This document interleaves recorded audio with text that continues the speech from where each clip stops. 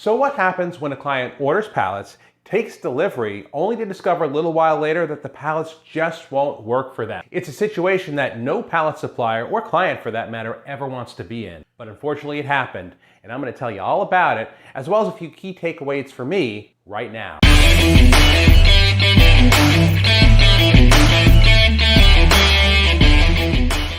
What's up guys, it's Mike with the Pallet Pro here, and today I want to take you behind the scenes and share with you an experience I had with a new client order.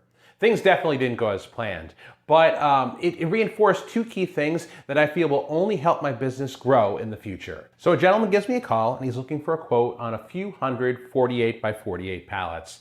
Now I ask a lot of questions when someone calls looking to buy pallets, and I do this because it helps me really get a good idea of what the client needs, and it usually uncovers some opportunities that'll hopefully save the client some money as well. Now ultimately the client accepts my proposal of a load of our recycled 48 by 48 pallets, and these are great pallets.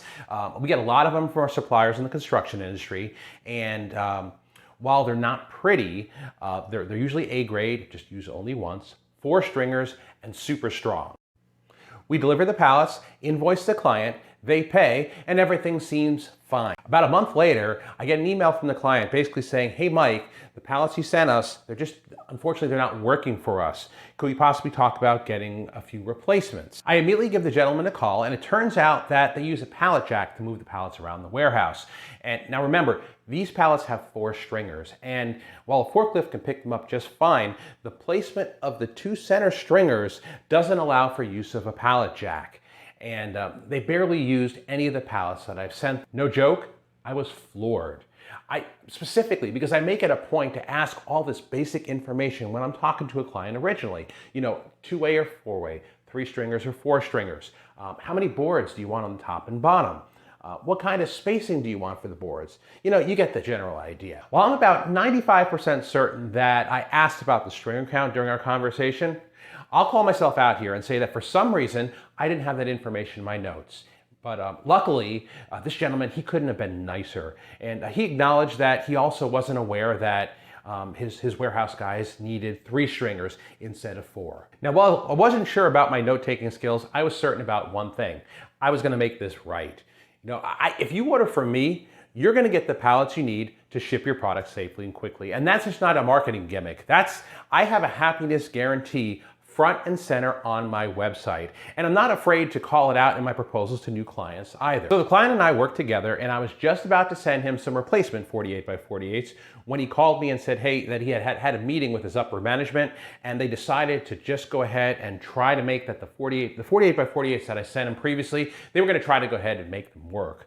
But any future orders would be for the 3 stringer 48 by 48s. So what did I take away from all this?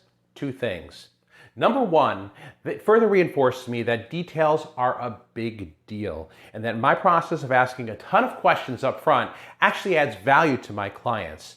They're not just a transaction to me. I really want to learn how their business works and find ways that I can support them better. Number 2, I realized I needed to improve my communication a little bit more.